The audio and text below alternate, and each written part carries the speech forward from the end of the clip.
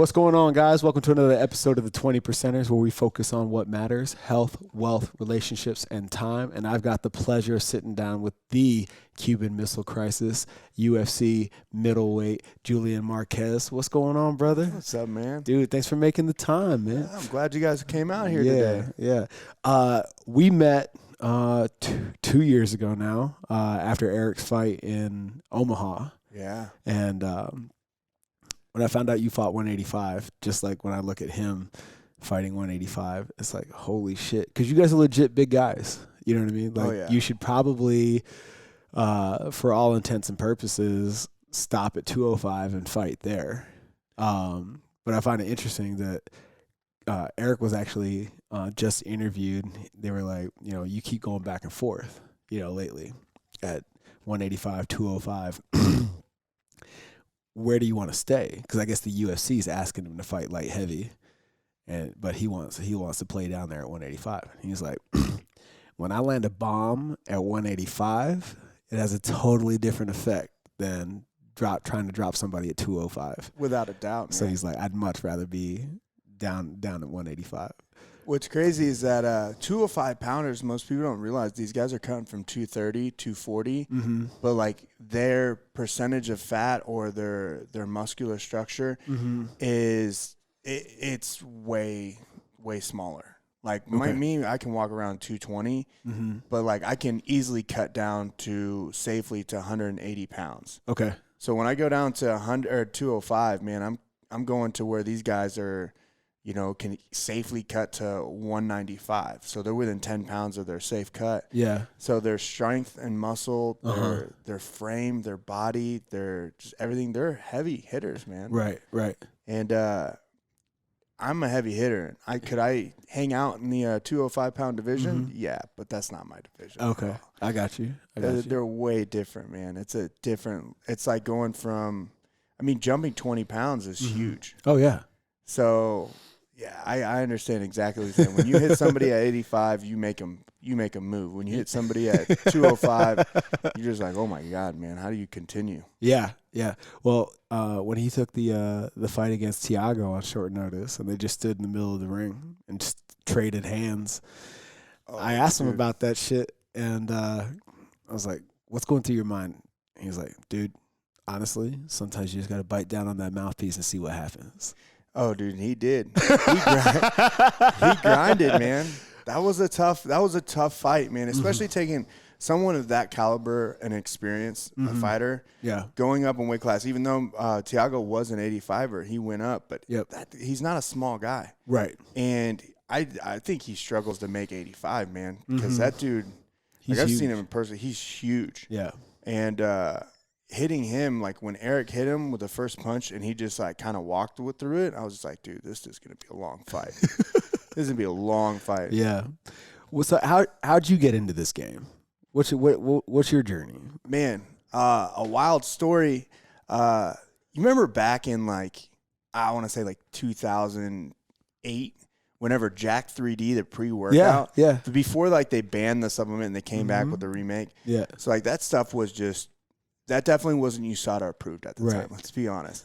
So I would take that after work, and I would go lift, and I would be 2 o'clock in the morning. I'd be lifting, and then for some reason inside of Snap Fitness. Okay. What were you doing for work? Are you working out at 2 o'clock in the morning? Dude, I would serve tables, so I'd work doubles. Got it. So I wasn't able to, I worked at Red Robin. Yum. But I worked at Red Robin, and I would work doubles because in order to make money, you make one shift, you're barely making 100. You work 2 shifts, you can make a little bit more money. Yeah. So I'd work doubles. I'd work, in Kansas City, our minimum wage was $2.13 an hour as a server. Yeah. And you had to claim your tips. So I wasn't making that much money unless I worked hours. So I'd work 40 plus hours a week. And then I would lift at night right after. And it was stupid because I would take Jack 3D to get myself pumped up, but then I wouldn't go to sleep, Right.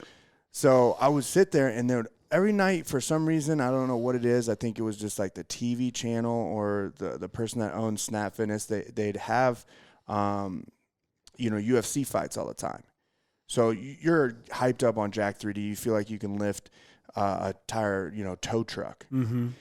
So I'm sitting there and I'm watching these fights, and throughout my whole life, my family's watched boxing, like from Oscar De La Hoya, Mayweather fight. Yeah. We'd have parties at the house. We'd watch old Pride fights. We'd watch the first UFC. Like, we watched it all, and then I just finally saw it. And then, like, one day, you know, I didn't have wrestling and everything. I was working out, and I looked up, and I was like, man, I'm talking to myself like, I can do this, man. And I'm lifting weights like, I can beat that guy. And I just kept saying that. Then shortly after, one of my friends from high school, his name is Mac Bailey, he actually just showed up at my house one day. And he gave me a call, didn't know what I was doing. He's like, hey, man, what are you doing? I was like, oh, I'm just sitting on the couch, you know, watching whatever TV, resting. He goes, you know, you don't have work? I was like, nah. He goes, I'm outside your house. I need you to jump in the car, get your gym clothes on. This gym wants fighters or wants wrestlers. And I was like, what gym? He's like, MMA gym. Just get in the car. All right. So I left the house, went into the car, rode with him. He drove. So you come from wrestling? Yeah, came from wrestling. Started out with that. Okay. Did you do anything after high school? Went to college for a little bit, but just wasn't for me. Okay. Ended up leaving college after 2 years, and that's why I busted out at Red Robin. Okay. So working there, doing that, he gave me a call, and, you know, talking to myself, I was ready to go into an MMA gym, but I just didn't have that final pull trigger. You know? And then he came through and picked me up and went there, and they had a heavyweight, which was like a pro heavyweight, had a good amount of fights. And he's a big old guy. And in high school, I wrestled, and college a little bit, I wrestled heavyweight. Okay. So I walked around 197, and these guys were, you know, way bigger than me, so I knew how to work with heavyweights. Okay. So I go there, and I pretty much took it to their heavyweight. Just kept picking them up, slamming them down. I didn't really know how to fight at the time. I didn't know how to throw hands. I just knew that I had a good double leg and a very powerful double leg, and my will could push through it. So I kept taking them down. After the day, they came up to me and was like, hey, you know, you're going to start fighting. And I was like, okay. He goes, this is the thing. You fight for us, you can have this. And they gave me a bag full of all equipment from, you know, safety gloves, the boxing gloves, the shin guards, a mouthpiece, the cup, to clothes, to everything, an entire bag. So I was my first sponsorship. That was the first thing I did. It was a Grindhouse in Lee Summit, Missouri, which is now Glory MMA and Fitness. So it just kind of just started out from there. Just went through there and through fighting. As I started doing it more and more, I just kind of screwed my head on straight and actually went back to college, went to a community college, and to finishing my degree. Good for you. And still fighting and everything. So it led to me to be, I guess, more disciplined. Yeah. It kind of controlled me and made me who I am today. Sure. Here's an interesting question, because my only frame of reference as far as MMA is concerned is Eric. And he comes from football, and really that's all they ever fucking talk about is him being a linebacker, right? How do you make the shift from wrestling exclusively to picking up all the other skill sets, like the contact part of the game, throwing hands, striking, all that? How is that adaptation for you, picking up those other skill sets? So, like with wrestling, to adapt from wrestling to fighting isn't different, man. If you ever watch a high level wrestling match, or you ever watch these guys practice in the rooms, man, there's times where you literally throw hands against your training partners. You're sitting there wrestling, even though you can't really close a fist and punch. Right. You're hitting a collar tie with an open hand hard. You're grinding. You're going in for a double leg while the other person is trying to rip your arms off. So you have that grappling aspect to where you have that mentality of combat already. Okay.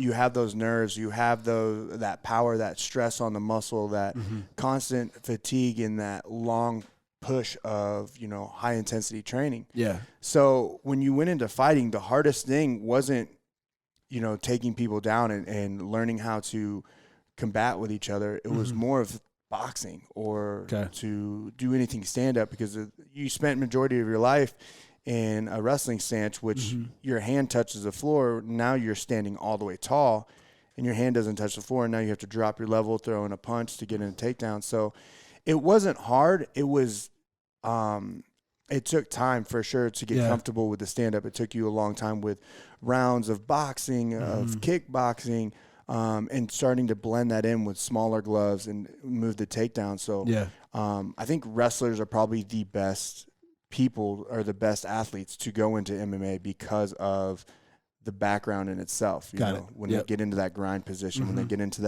that you're down on your back and you're 2 rounds deep and you need to dig down into deep waters, you're bred for it. How's that transition where in wrestling you're doing everything you can to not be on your back? And then as I've started rolling, getting my son into jiu-jitsu and rolling a little bit, that's actually a very comfortable position to be in. How was that mindset shift? Oh, it was a complete flip. So I'll tell you, every fight or every jiu-jitsu round or every match that I ever had at the beginning of my career, I always tried my hardest to get on top because I wasn't comfortable on my back. Yeah. You know, I thought I was losing because I was on my back, but like when you get taken or when you're in your jiu-jitsu, like it's a give-take type of deal when you roll. Like you can't be going 100% all the time, which I was because my mentality through wrestling was like, we're going hard. Yeah. And if you took me down, I got angry. And if I got angry, I mean, it went from an easy, like light day to we're going 100% because that's what I was bred for. Sure. And it took a long time. It took a lot of time to where I got beat up, man. You know, they had to re-break you. And I wouldn't use the words break, but they had to remold you. Sure. You know, because like when you go against guys, like when I started out, I was with James Krause. James Krause, you know, again, another UFC fighter. And he has a guillotine, which is just unreal. It's a $100,000 guillotine. He won 2 checks on it in his first fight in the UFC with the fight of the night and the submission of Sam Stout. But when he got a hold of your neck, you know, you ain't going nowhere. You're probably going to sleep. So the thing is that, you know, with wrestlers, when we shoot with our head up. Okay. You don't shoot with your head down because when someone sprawls, then you lost your whole entire form. You lost your strength. So you shoot with your head up. With James just gets that guillotine. So, I mean, he helped mold me and get me to realize, like, hey, go lighter and lighter. So then jiu-jitsu was very easy. Okay. But the hardest part was that same mentality transition to fighting, to boxing. Okay. So I'm throwing at, you know, 215 pounds, throwing 100% punches because that's all I know. Right. You know what I mean? It's 100%. So it took a lot of tough-nosed people to help break me, and a lot of skilled fighters to help break me and mold me into a better transition. Okay. All right. How long was your amateur career? Oh, man, my amateur career was a few years, man. I only had, I think, 12 fights in my amateur career, and I went 10-2. Lost the first 2 fights at the beginning. Okay. But yeah, I think it was a few years, like 3 years probably. Okay. What are you doing was the UFC always the goal? Like once you got into the game? Yeah. I think that's everyone's goal when you first started out, especially at the time where, like when I started, the UFC was like the highest point you could have. Like you had Bellator, don't get me wrong, and it was cool to, like, regardless, one of them, like, you wanted to fight for it, but like the UFC was the reason. Like when I sat there in that Snap Fitness gym lifting at 2:00 in the morning, hyped on Jack 3D, looking at the TV screen, it wasn't a Bellator fight. It was watching Anderson Silva just smoke everybody. Okay, and like it was that, and that was where I wanted to go. Sure. So when you, what are you doing to make ends meet in the amateur game? Did you subscribe to the lifestyle, find a job coaching and training and like just being immersed in the gym, or were you doing a whole bunch of like loading boxes at UPS in your off time so that you could afford training? Like what was your lifestyle like in the amateur days?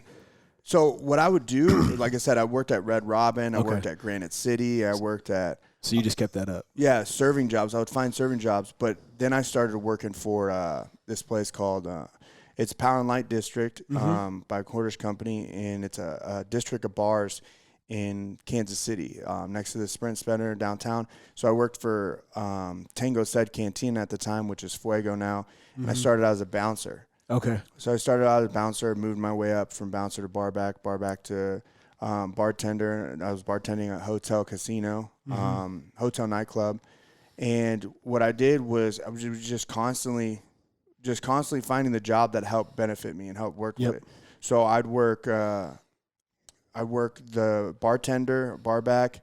I'd work at a tumbling school. I used to help kids and spot kids at Melrose School of Dance. Cool. 1 day a week, which helped me work on flexibility. Mm-hmm. And then I would still serve tables. But during the time that I wasn't there, I'd be training. Yeah. So I'd literally live myself in the gym. Like during the hours, after hours, I call people up one-on-one. We do our own thing there. Mm-hmm. We just drill. We just train. If we couldn't make it to practice, I'd connect with those people. We'd have the key, and we'd just go and train at the gym. Okay. So my whole life, when I dove in, I went 100% in because my dad would be pissed. Okay. You know, I like when I started fighting, like I didn't tell my dad. Why? I don't know. Okay. It was a really weird concept. For some reason, I thought, like, you know, I just left college. I'm sitting there working. My dad's, I don't know. I didn't tell my dad. I took 3 months. I was training for 3 months, changing my body, changing my form, changing everything. And then, you know, they're like, we want to book you a fight. I didn't want to book a fight. And I was like, I want to immerse myself for 6 months to kind of figure it out. Yeah, you know? Yeah. Like, don't worry, we can get you a fight. Like, let's go get you a fight. And I was like, oh, well, I got to tell my dad. They're like, well, go tell him. And I don't know what it was. I don't know why. I can't. Looking back on it, I can't explain to you why I didn't. I just didn't. Yeah. Yeah. Like I thought he was gonna be like ashamed of me for fighting. You know, like was he pissed when you left college? You know, in the ways that I left, yeah, he was kind of like. It wasn't that he wasn't upset. He just always wanted me in school. Yeah. You know what I mean? Like he's like, and I wasn't in school. I wasn't doing anything to. Are you first generation American? Yeah. Did your parents? No, my parents. My dad moved from Cuba. Okay. Yeah. Yeah. So I am the first generation for. Yeah. for So, them, like, I get that. Yeah. You know what I'm saying? And like my dad. That's a big fucking deal. Yeah. My dad went to school. He went to college. He got his master's degree. He even went back. Like he's done everything. So we had a gentleman on the show before he made the shift over to, from Feed Me Fuel Me to 20 Percenters. A guy named Bert Martinez. Yeah. And he's Cuban as well. And he talks about the immigrant mentality and how when his parents came over, the expectation of their kids, him and his siblings, was to take advantage of everything that America has to offer. And from that generation, the number one priority is education because that unlocks all the doors, right? That's the perception. So, like, I completely get it, man. Yeah, you know, it was. Like, I've had that discussion. So, like, you know, for your dad, like, the importance of education is like numero uno. No, without a doubt. My dad, so like he went there. Like my dad grew up in Cuba. He lived in Cuba until he was 2 years old. Okay. But my grandfather took the big leap and was like, okay, we're gonna get him over there. And he actually sent my grandma, my dad, and family over, and he stayed in Cuba. And he was trying to get his way back. So. There's a whole nother podcast on that one. But his whole thing is like schooling was gonna get you to where it is. Yeah. All of my uncles, and my dad's brothers and everything, they all have degrees. Yeah. And even on my mom's side, they all have degrees to where, you know, they went to school, they put their time in, and that's the success pattern in the 90s. To be honest, in the 90s, like if you didn't have an education, you weren't gonna do anything, or you weren't gonna get paid as much. Sure. In the 2000s, started being that. It wasn't until this era it started changing because of all the opportunities and everything else with social media, the internet, and podcasting even. Yeah. It definitely switches it all up. So when I had to sit there and tell my dad, I remember walking down the stairs and I took my training bag. Okay. And I was like, hey, man, I was like, look, I'm fighting now. And I just gave it to him, and he just like, what? So we had this long conversation of why I didn't tell him. And I was like, I really don't know. Everything was all good, though? Yeah, everything was good. And I was like, dude, that's so funny. I was like, I have to fight. I was like, they want to book me a fight. He goes, all right, well, we got to start training. So my dad was like a big help. That's awesome, man. So yeah, he would wake up. He would have to be at work at 6 o'clock. Well, he leave the house around 6:05 every day. And he would start, like, he would wake up early, like 5 o'clock in the morning, wake me up. We'd go outside in the front, and my dad would sit there uncomfortably. You could tell he hated it, but he did it. And I would do sprints. I would warm up. I would do sprints. And we do have these different type of like workouts that we would do, like where I'd grab a towel and I'd hold the towel like this, and my dad would put all of his weight down until my arm broke. So I'd have to hold it up, and the same thing pulling down. He would hold it up, and I'd pull it down until my arm's fatigued, or I'd sit down. We went through this like little, just prison style rule, workout. So we just kept doing that, and just throughout my career, just how cool was it for you to, like, in no uncertain terms, come out about fighting, and then your dad be like your ultimate support system? Oh man, it's been amazing. So my first loss, this is crazy. My very first loss I ever had, I got flash drops. So when fighters get hit and like they hit the canvas, but then they pop back up. Okay. You just get a quick drop. Yeah. So I got flash dropped. I remember dropping to the ground, and then I pulled up and to go for guard or to go and defend yourself. Yeah, and 14 seconds in, and then the ref already jumped in, and I was sitting there like this. The other guy was over me, and I was like, "Well, damn, dude." And there's nothing you can't argue on that. Right. At that point, I just is that why? Because I've actually always asked myself this question: when somebody does get dropped, and then their opponent comes in and gets those 1 or 2 extra licks, is that why? Because it might be a flash drop. Like there might be a slim chance that you could come back to life and defend yourself. Yeah. So when you see someone fall, depending on how they fall and the direction they fall in, if you get hit and you stiff board up, and then you fall straight back, that's not a flash drop. You're over. You're pretty much done. Okay. But the way I did, I came in for a punch and I got hit, and then I fell forward. Okay. So when I hit the ground, I hit on all fours, and I threw myself down to my back because last thing I'm going to do is run up and stand up. But I threw myself down to protect, and it's like, all right, this guy's going to come to the ground, try to throw ground and pound. But no, the ref stepped in, and he stopped it, and I was just like, and it was Bobby Volker. He actually fought in the UFC, and I was like, damn it, dude. And my dad was really mad. He was like, dude, he's like, you weren't out. He goes, you got hit for sure, but you weren't out. And he goes, all right, I'm going to become a judge. I'm going to become a ref. So my dad dove in and did all these courses and classes, and he started judging and reffing, actually. And since I started that, I mean, that was, in 2011. Okay. So he started reffing, and he actually had a couple fights that happened the same way, where a fighter came in, he got hit, and he fell to his hands. And he ends up getting up. My dad took a rush to stop, and he pulled himself off to wait a second. Yeah. And that fighter ended up coming back and winning on both times. Yeah. So my dad's done that, and he just started diving into it to now where he's in a judge. So he judges for Invicta fights. Okay. Titan FC, any major organization that comes through Kansas City, my dad judges, or a lot of the local shows. My dad's one of the judges, and as I dove into it, my dad dove into it. Wow. That's awesome, man. We're definitely, my dad will call me up on everything when it comes to fighting. Yeah. And we'll sit there and break down fights with each other. We'll discuss it. So holy shit. It helps out a lot, man. Yeah, man. Tell me about the business of fighting. Man. In which aspect? That's I've heard we were talking about the 125er who was Tim, who came in essentially as a company man. Whatever you need, I'm there. Fight short notice. I'll look the part, dress the part, blah, blah, blah. Has success and gets cut anyway. And then comes back later on as his true self and says whatever he wants. Puts his personality out on display, and he's experiencing more success because of it. So what's the business of the UFC like from a fighter standpoint? Because when did you come into the UFC? Before or after Reebok? After. Okay. Yeah, he had it before. Okay. Did that corporate sponsorship sweep that Reebok pulled off to take money out of fighters' pockets? So with other fighters, I can't speak. I've heard that rumor. I can't speak for other fighters. There's if you go online and read stuff up, there's fighters that lost a lot of money because they had sponsorships through certain companies. Yep. And now they can't use that they lost it through that. But in a way, it's starting to you have to change certain things to build.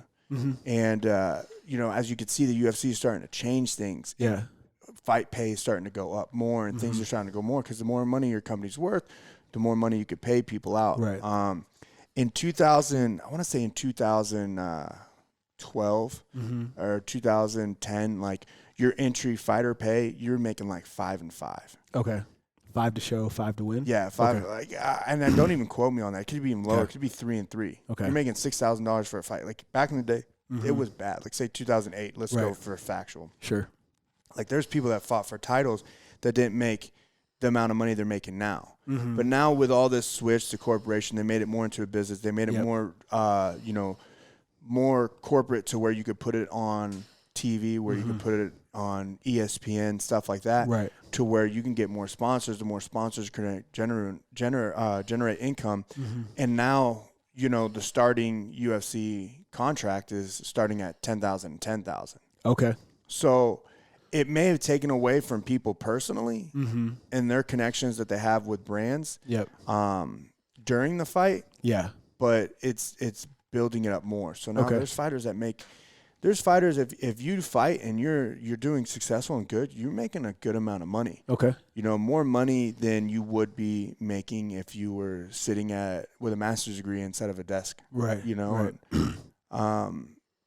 So it's about bettering yourself to become that person, focusing on that, but at the same time not losing yourself. Right. Which a lot of people do. Like, we talked a little earlier. It's like when you come into money, you change who you are. You start buying big things. Yeah. You see fighters that sit there and they'll buy these like F-250s and they're diesel. They have rims on it and like a surround sound system. And you're like, dang, dude, this car's pretty expensive. Yeah. But then something happens. You spent your whole fight check on that truck, though. Yeah. For what? Like, you don't have a boat. You don't have a trailer. You don't work in a yard. You're like, why are you hauling? Why do you have this big, this big vehicle?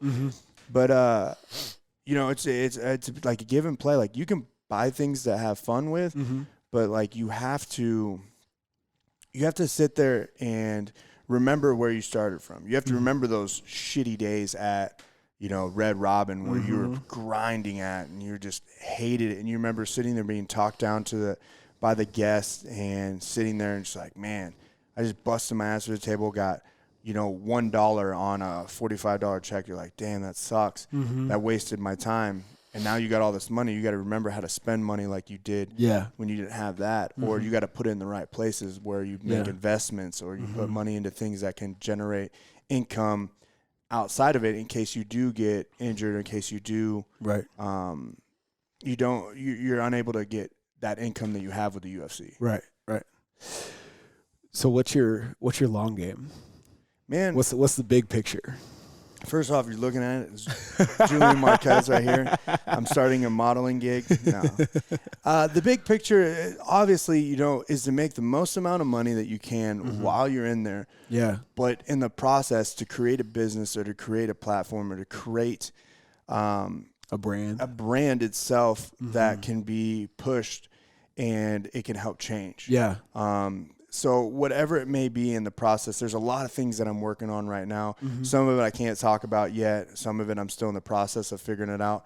But what it is, it's me trying to create something and using all the money that I have to focus on this creation and amongst other things to whenever it's time to go, that I don't have to sit there and turn around and be like, oh shit, like I got to go work at another serving job, or I have to go finish out my degree and go start absolutely late. So like there's things that I'm working on now. I'm talking with partnerships with companies at the moment to try to, cause I don't ask for sponsorships. The difference between me and other fighters ask for sponsorships. Like, hey man, you guys are 20%ers. Like, you guys want to throw me some money and I'll wear your t-shirt and I'll make an Instagram post? Nah, I don't want that, because that's just that money ends. Right. When that money ends, then you have nothing. When you talk about a partnership and you talk to be a spokesperson, or you talk to be somebody that can help change and help influence others, and you build the brand with you. You're trying to do the Shaq thing. Dude, he was smart. Yeah. I'm actually trying to do the Baron Davis, my bad. Baron Davis. Baron Davis. I know who he is. Yeah. So Baron Davis, he's the most interesting person. So Baron Davis never had a manager. Really? Yeah, Baron Davis he did all of his stuff, his management, everything like that. And to listen to his story, I actually got a day where, thanks to the UFC, they had a brand building opportunity place where they brought Baron Davis in and they were talking. There was no UFC fighter in this, by the way. It was during the summer league where all the basketball players came in. Right. So there was a couple basketball players. There's a Ohio State, college or Ohio State wrestler. But there was no fighters. I was the only one. And I was the only one asking questions when I was sitting there. Really? They had all these corporate people, these millionaires, these people that had these successful business, these strategies, these what you have to do, how to make your social media better, this, that, and the other. And Baron Davis got up and he was talking about, well, like in a shorter, less, longer form, he spoke that he never had a manager. When he got signed, before he got signed, they give you a certain amount of money. And they give you a certain amount of money to help, you take that money and you can give it to a manager, and then that manager would handle your whole thing. Or you can keep that money and roll the dice. And he's like, well, I know how good I was. He grew up in an area where he had a lot of high friends where it was okay. So he took that money and he used it on himself instead of going there to pay somebody to back him. So he took his money and he gets signed, and then he ended up having, I think it was Sprite. They wanted him to do Sprite or some other you get a shoe product and you get a drink. Okay. As a basketball player, especially jumping in, they sponsor you. Okay. And one of the drinks, one of his buddies called him up. He's like, "Hey man, this drink's starting up. They want to talk to you." He's like, "I think it's a good thing. I think you should go and talk to him." Baron went over and had a conversation with these people, and he sat there and they're like, "Well, this is what we can offer you. We can offer you like $15,000. We can offer you $15,000 and you can, we can go from there and you'll be our sponsored athlete and you'll grow with us." And instead of Baron being like, "I'll take that $15,000, he's like, "Well, how about this? You give me X amount of equity in your company. I'll be the spokesperson for yourself. And then I will generate, or, I'll sit there and do that and we can work on that." Yeah. So then he ended up being the person for that. He took equity, and then he started building that company. And that company's Vitamin Water. Oh shit! Most people didn't know that he was in Vitamin Water. Okay. And he was like, "Man, I just stayed hush about it. I stayed on the back end." But what I did was I put all my energy towards that because it can grow up. And he had a phone call where they're like, "Hey man, what artist should we sponsor? What artist should we back? Should we back Jay-Z or should we back 50 Cent?" And it was his decision. He was like, "Man, why would you, think about it. You're on stage, you're doing this, and Jay-Z takes his shirt off and sprays all Vitamin Water on him. No one's going to want to see that." But then you look at 50 Cent's sex appeal, class, has good music, everything. He takes his shirt off, he had Vitamin Water, and then boom. Then their stuff blew up, and then he's making all this money, and he has all these other type of businesses, all these type of income and these different streams of revenue. And it was all started because he believed in himself. Yeah. And that's the one thing here. I do have the UFC and it's a good platform, but the thing is, I know what people like. I know what people want. You have so many fighters that do the same thing over and over and no one realizes it. But when someone breaks that algorithm, they become something that everybody wants. Yeah. So that's what I'm trying to do is once, I get these fights in and then I break this algorithm that I've been, I'm just being myself. I'm just different, funny, fun. I enjoy life. Yeah. I don't sit there and talk crap. I don't sit there. I just have fun. So I know I'm a very likable person. I know all the stuff that I have. And in that process, I'm going to slowly build stuff up to where I use that platform that the UFC have provided me to help generate different streams of income. That's awesome, man. That's the smart. best way. So smart. It's always good to meet athletes that see past their career. I was featured in a documentary called Beyond the Game. Shout out to Susan Sember, who put that whole thing together. And you remember the 30 for 30 broke? Yeah. About all the athletes that made it and then lost it all? Yeah. This is the opposite. This documentary is about athletes that are doing what you're talking about. And it takes a lot of, some of them are just really fortunate to have good counsel. And then there's others that are, leverage the education that athletics got them. And then there's others that use their platform to outlast their athletic career. And it sounds like that's what you're trying to put together. Yeah. And that's awesome, man. But you also give back. You have to. Yeah. Tell me about Payback. I think that's super cool. Payback. So Payback is this program. Ricardo Laguna, shout out to you, homie. He does a lot of things out here in Vegas, and he contacted me. He's like, hey, man, these people are looking for influencers or people that are in the public eye to come back and talk to kids to kind of help, let them know that everyone goes through struggles, like not to give up and to like focus and bite down, and it sucks. But you go to different high schools throughout the Vegas area that are, very in rough areas where they're, if you look at a map, they're closer to low income, low income areas in Vegas. And, you sit there and you tell your story, you tell your struggle, you tell how you did stuff to kind of give them a little bit more ease at saying, we all have problems like in the house when we were kids. We've all lost somebody. We've all been there, and you're not alone. And you kind of, what you try to do is, you try to, I don't want to say like you're trying to like get these kids to love you, but you kind of get them, like, at least if you tell your story, you may affect one person. Out of 100 people, I may affect one person. That one person follows me, and I could change them. But all those kids say they follow me and they see it and they watch me, and like I'm a person that keeps everything real. So like when on Instagram, I talk about my struggles. I talk about everything. Like on Twitter, like I'm not sitting there trying to be like, oh, when you look at my Instagram, Julian's out here on a yacht.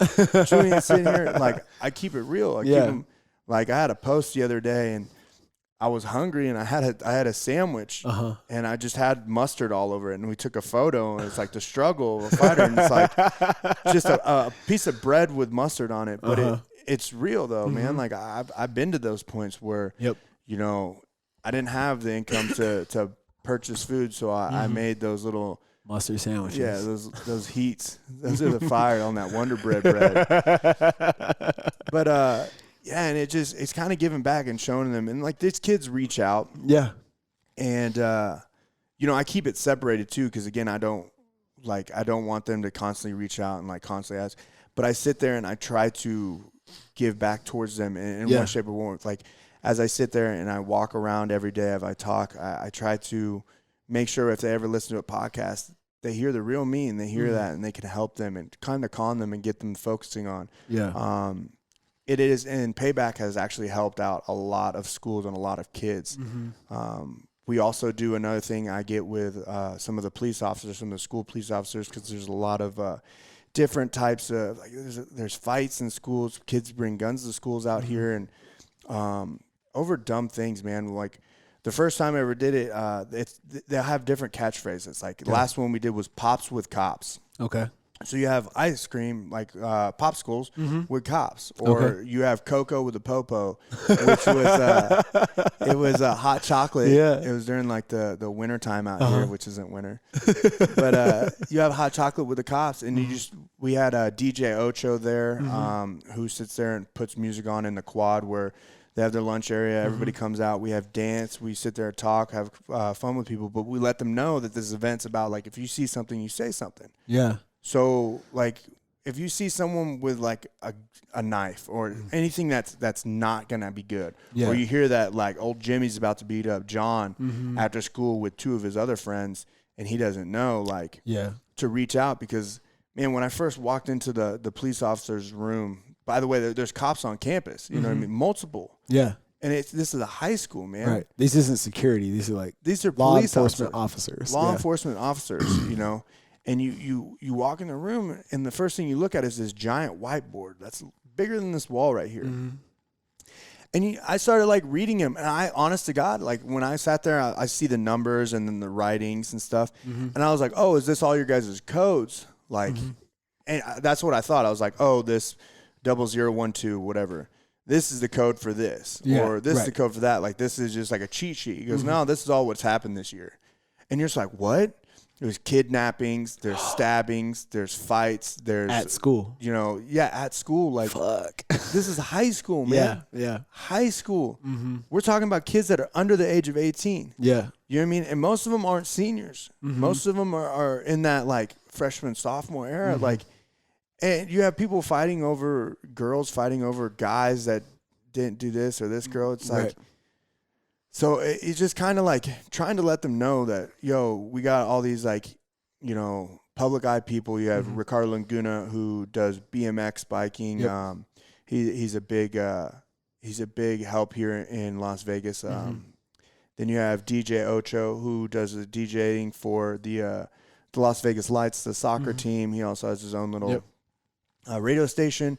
You have JR Beatbox, who's a human beatboxer who has his own little company, everything like that.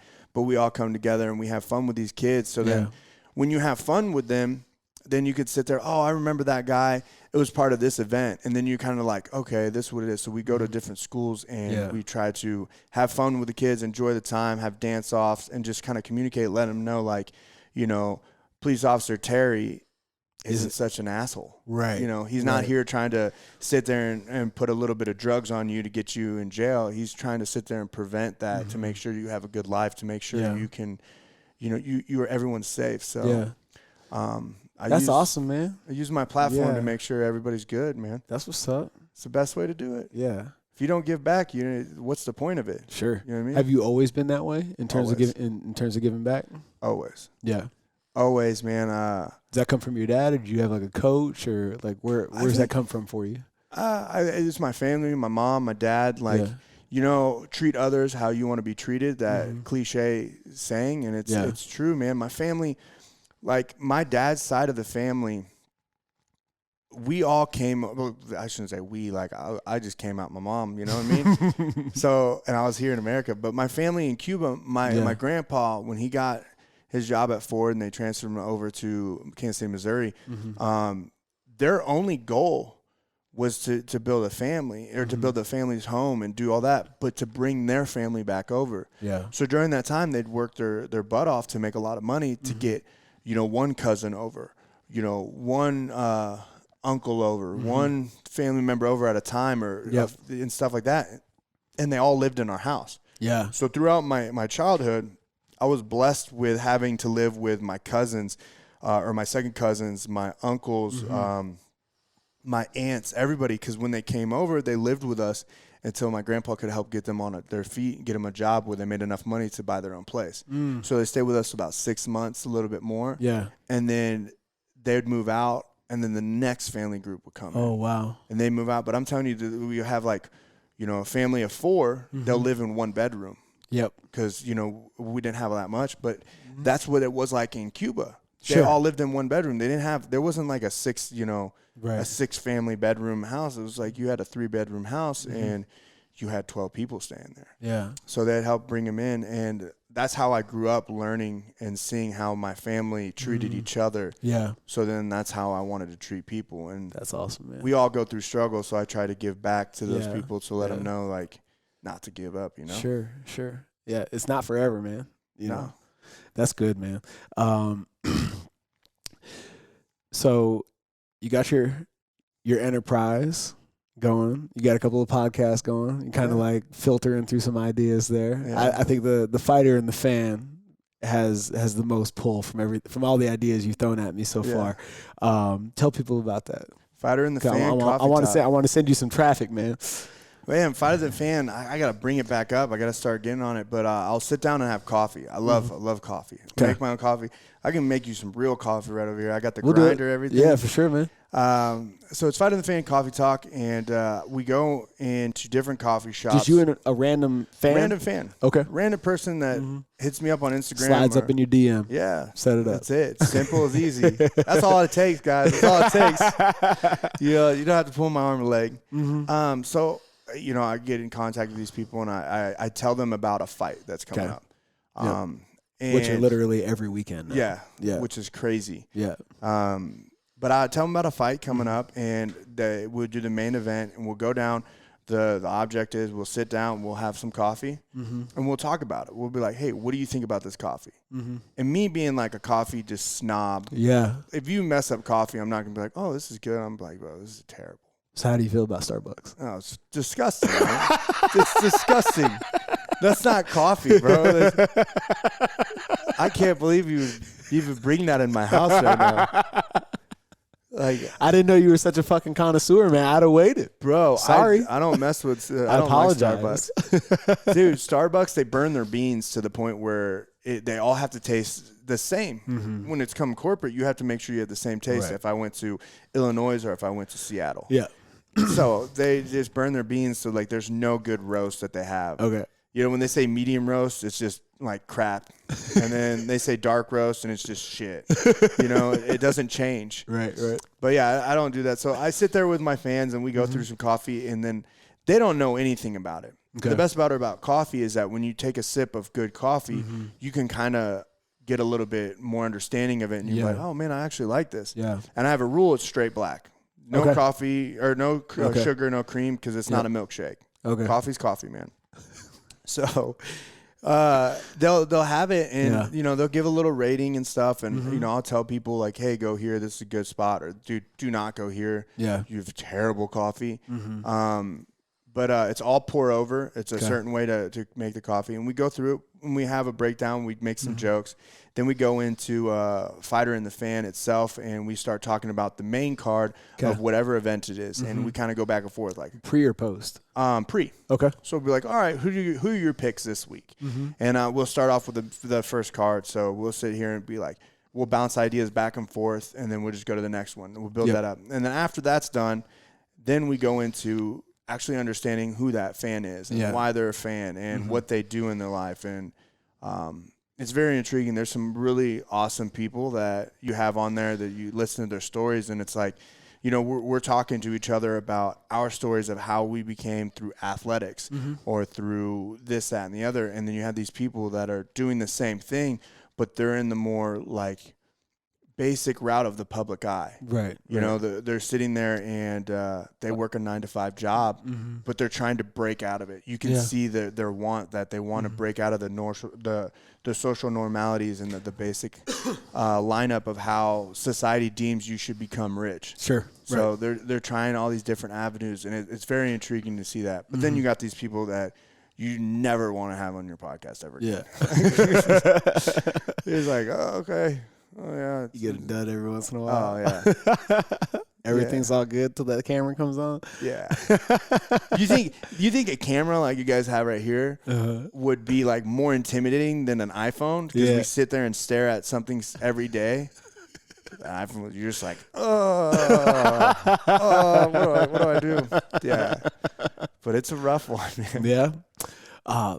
Dude, I really hope you bring that back. I wanna tune into it because as much as I love my brother, I love you, I love Dom, I love Casey, I know nothing about the fight game. So I feel like the educational value just alone is worth a listen. No, it helps out. And you would definitely make it interesting because you're funny as fuck. Oh, thank you very much. Love it. Where can my 20%ers find you, support you, and keep up with you? Man, you can follow me on all my social media platforms are simple. They're the same. It's J Marquez MMA, Twitter, Instagram, Snapchat, TikTok, everything. Tell me about TikTok real quick. That's kind of brand new, right? TikTok is brand new. Okay. So I actually we fall in love with Instagram, and we go through all the Explore page, and you'll spend hours looking at people's stuff. Well, I changed my Explore page to only follow business people. Okay. So I only follow business people on my Explore page. So when things pop up, Gary V, who other people? I can't even think of them. Cardone. Yeah. All those guys. Yep. So I'll follow them. And Gary V was like, hey, 20 years ago or some years ago, Instagram came into play and everybody was pushed away, or everybody was like, nah, don't do this, that, and the other. And now look what Instagram is. Yep. And then he's like, hey, TikTok is doing the same exact thing as what Instagram did right after Facebook. And everybody's saying the same exact stuff. So we're having the algorithm, get on TikTok. Okay. So TikTok is awesome because the only difference between that and Instagram is that you can actually, like, if you make a video and you make a video or a dance move or whatever, then I can hit duet. And I can actually copy it and use your voice in the video, or I can use your like your dance move, like who did it better, or I can sit there side by side. So like there'd be random people, guys, girls, that would put something on. Like for instance, the last post I had was Dana White finally got on TikTok, and he had like a few hundred followers on there, which is crazy. He's 1 million followers on, 1 million plus followers on Instagram, but on TikTok he only has a few hundred. Yeah. So I did a duet. He was like, "Hey, you know, we're giving out these 2 free, you know, Xbox games, PS4, UFC 3 games. How many likes do we get?" And someone said 20,000. So then I used his voice and I dubbed it over. Okay. And I just moved my lips and it sounds like Dana White talking. And I did the same exact thing as him. Yeah, yeah. So it's like you can duet, you can have fun. It's the same thing as Instagram, but like they're shorter videos. Okay. And they're more to the point. Sure. So now that you had, you know, Instagram where you're sitting there and a minute long, or now these IGTVs, now you get that same full effect, but it's like snappy. Okay. And these quick deals. So it's a fun game. You should definitely get on it. Okay. You should get on it, post photos of your fans, have them do like some sort of dance and see how many people you can get on there. Okay. Not today. We ain't doing no dances. Cool. So all platforms, J Marquez MMA. Yeah. And then you get on YouTube. Juju State of Mind is my YouTube channel, which has a lot of my prank videos and a lot of my coffee talks or my ratings and stuff like that. Cool, man. Cool. So we all in it? Appreciate you, bro. Appreciate you guys. Thanks for coming up to Vegas, bro. Dude, absolutely, man. Appreciate you making the time. For everybody out, all the 20%ers out there, make sure you check out Julian and everything that he's got going on. Support all of his efforts. He's going to be doing a lot of big things above and beyond stepping in the ring and trading blows. So really appreciate you taking the time, man. Yeah, man, I appreciate you having me on here. For sure. Make sure you focus on what matters: health, wealth, relationships, and time. And we'll see you next week.